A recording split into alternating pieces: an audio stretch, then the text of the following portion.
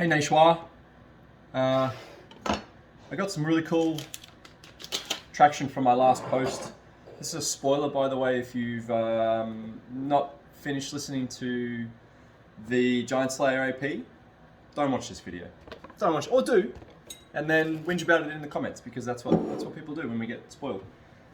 I'm cooking at the moment, and I'm kind of stuck for time, so I want to get this done before my family get home, but I also want to touch on this post about Pembroke before I forget all of it, because I'm a new dad and my brain just doesn't work. It just doesn't work. Straight up, it just doesn't work. I'm an idiot. So we meet Pembroke, episode 100, and he's an old man in the forest by himself. So already a yellow flag. For an adventuring party, if you meet an old man in the forest by themselves, that should be an indicator that they're not somebody to mess around with. So we get this, from the introduction, we get this idea that Pembroke is somebody who's very, very confident in themselves, which obviously Scared My Heart does a very great job of role-playing. He is very confident, and we get some flashbacks of him when he's a bit younger, that perhaps that confidence was quite arrogant when he was much younger and much more youthful, and it's now matured into perhaps wisdom. From a mechanical point of view, obviously he's the most intelligent creature, perhaps in all of the land, to be honest, because by the time they get to Skiergard, I think he's got something like a 23 or a 24 intelligence. That's obscene. That's obscenely intelligent. So he's so smart that he's almost become self-aware. Like, that's how intelligent he is. So that's one of those big indicators of this is somebody that has a history, and it fleshes it out with some really great flashbacks. But the one flashback that there's two really big flashbacks that I'll reference in my belief that he might be Tar Baphon REBORN. The first one is when he's in Assyria and he's in this tomb with the Assyrian guide and the mercenary. I can't remember the names off the top of my head because I'm bad. But he gets into this tomb with the Assyrian lich, and the lich promises him the gift of knowledge, and it hooks Pembroke. But before that happens, they have a conversation, because Pembroke's there for a specific item, a treasure it's referenced to by the lich, and he's looking for it. It's not there. The lich comes to unlife, and he says to Pembroke, the treasure you're looking for was taken millennia ago by Tar Baphon, the whispering tyrant. And young Pembroke can't believe it. He's like, well, how can I have been beaten here? And then he hears that it's Tar Baphon that's taken this treasure. Which made me prick up the first time I heard it, because I was like, oh, wow, great story, great roleplay. And of course, a big shout out to Troy LaValle too, because his ability to convey specific parts of sentences should not be understated. He's able to really drive home and emphasize things that you should be paying attention to. He's very good at grabbing your attention, and so is Skid. They're all great at it. But in this particular discourse between Pembroke and the lich, the lich says to Pembroke, the treasure you look for was taken by the whispering tyrant millennia ago. And Pembroke's like, I can't believe it. But then Pembroke turns to leave, and the lich entices Pembroke with the gift of knowledge. And Pembroke, who in his arrogant youth believes he knows everything, including, and Skid references this when we meet Pembroke early, he's gifted with curses. So the lich says, I'll give you the gift of knowledge, but it comes with a price. And Pembroke says, ha ha ha, okay, what's the price? Is it a curse? And the lich says, yes, it is a curse. And Pembroke, being arrogant and prideful and thinking that he's the expert on curses, says, very well, lich, give me your information and I will test myself against the curse. The lich says, come closer. We obviously don't hear what the lich says to Pembroke, but it's enough to make Pembroke straighten up stiff and turn around and start walking out of there with haste. As he's leaving, the lich says, and now the curse of forgetting what I just told you. And it's the way that the line is delivered and then what happens afterwards, where Pembroke is now stripped of that knowledge. And I believe that that knowledge, it has something to do with perhaps the Lich saying, it was you, thousands of years ago, that came and bested me in this tomb and took that treasure. And you don't remember.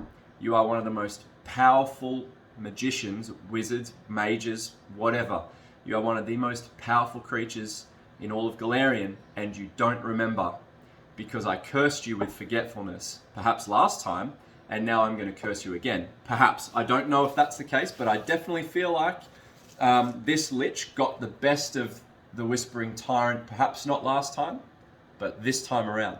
The second thing I'll reference to is another flashback where Pembroke is in his study and he's given a package. The package, he opens it and he's given a red gem. On it is a note that's scribbled, when the time comes, make sure you have this in your possession.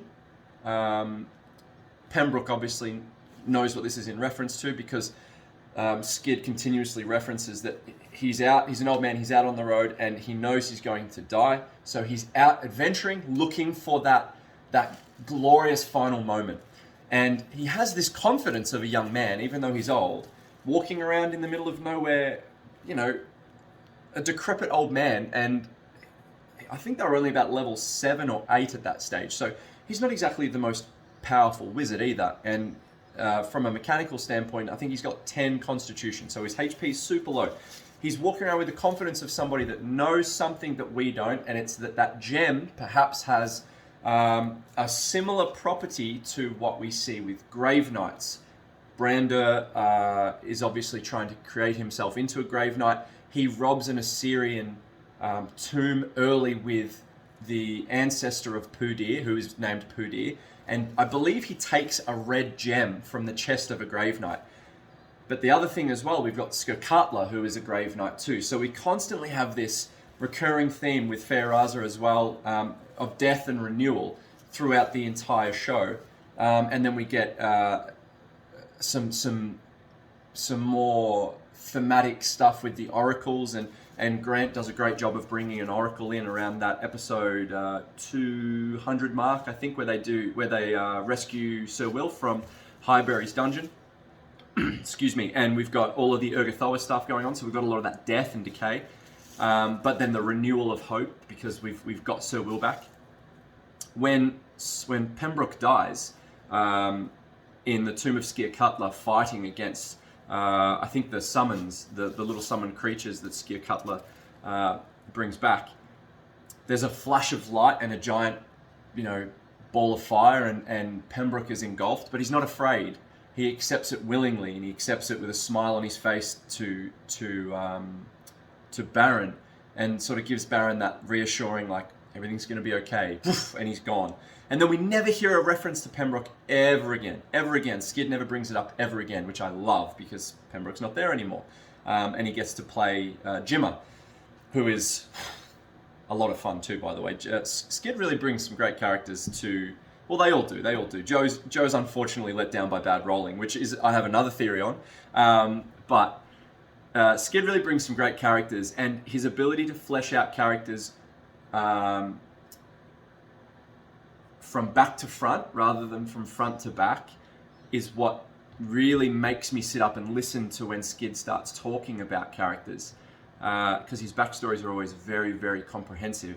But it's just those two things. I know that they don't really seem like they can correlate to my belief. And again, it's just a feeling that I have that I can't shake.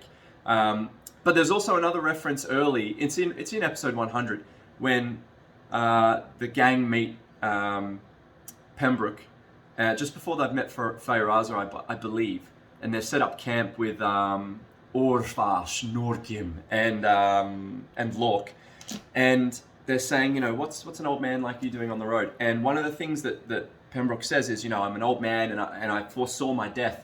And one of the things that I want to do before I die is see the shining, I think it's called the Shining Walls, or whatever the Whispering Tyrant's fortress was. He wants to see the Shining Walls before he dies. And that's referenced again too when there's a bit of role-playing happening in Skiergard, when Feyraza and Pembroke are maybe having a little bit of back and forth over the campsite, over the campfire at night. Anyway, that's my feeling, and I've listened to Giantslayer 3 times. I've just finished my 3rd playthrough. I listen to it at least once a year. Honestly, it's like a pilgrimage for me, because I don't get to play as much role-playing games anymore. You know, one of my dreams would be to host a podcast like what I listen to, and I absolutely adore listening to not only the progress of the stories that unfolds, but also the journey of the players themselves, particularly Grant. You know, I resonate a lot with Grant, who matures very rapidly over the first sort of 200 episodes, and then it really does become the story of Grant rather than the story of Baron. It is the story of Baron from start to finish, because Baron is the sole survivor of the entire AP, but it really feels like the story of Grant. But every now and again, you just get these little hints, these little jemmies, and Skid really brings those jemmies up for me when I'm hearing him speak, and I'm listening to the way that he emphasizes parts of his backstory, and then these flashbacks as well, which are really fleshed out. Anyway, I hope you got some enjoyment out of this, and a big shout out to the GCP team. You guys have brought me literally almost 1,000 hours of joy. I love listening to you guys with my headphone in when I'm trying to settle the little man and get him to sleep. When I'm having a down day, you know, I know I'm not the only one, but we all suffer through those mental health dips and peaks. But when I'm in those dips, I go straight to GCP, and it just puts a smile on my face. It's a little bit of escapism for me. And it's that nostalgia too. It takes me back to a younger time when I had more time to play role-playing games. And yeah, it's just one of those stories that will forever hold a special place in my heart, because it really helps me feel like I'm at a table with my friends, but not playing, rather just enjoying watching people play and have fun. So a big thanks to you guys, and I hope this brings a little bit of joy to the nation, who are wowee. I love the fan page. I don't really post much. I do jump in the comment section, but I really love how wholesome this community is, and I'm very, very grateful to be a part of it. So thank you, and if you've watched all the way, thank you for watching. Big love, guys.